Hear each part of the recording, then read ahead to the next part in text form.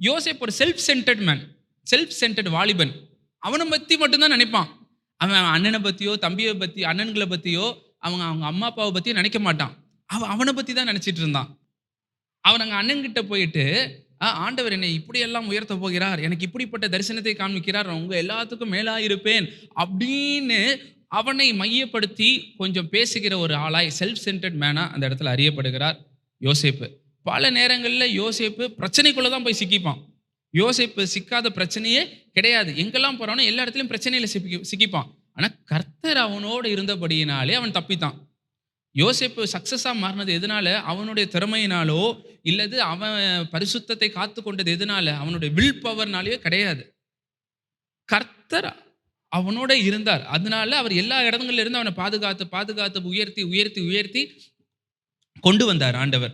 தேவன் இஸ்ரவேல் என்கிற ஒரு பெரிய ஒரு தேசத்தை தேவன் உண்டு பண்ண வேண்டும். அது எங்க தான் உண்டாச்சு?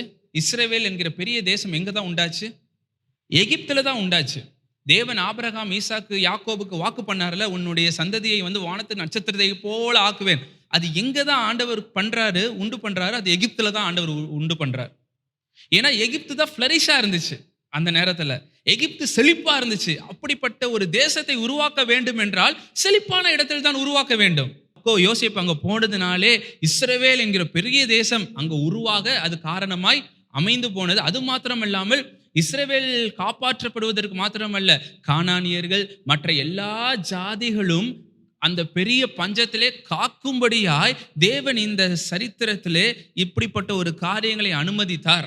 ஆகவே தேவன் ஒரு இஸ்ரவேல் என்கிற ஒரு பெரிய ஒரு தேசத்தை கொண்டு அந்த இஸ்ரவேலில் இருந்து தான் தேவன் இயேசுவை வரப்பண்ண வேண்டும், ஒரு இரட்சகரை வரவழைக்க வேண்டும். இரட்சகர் வர வேண்டும் என்றால் அவருக்கு ஒரு ஜனம் வேண்டும். அதற்கு இஸ்ரவேல் என்கிற தேசம் தேவை, இஸ்ரவேல் என்கிற மக்கள் கூட்டம் தேவை. ஆகவே தேவன் இப்படிப்பட்ட ஒரு ஜனங்களை அங்க அனுமதித்து ஒரு பெரிய ஜாதியை உண்டு பண்ணுகிறார்.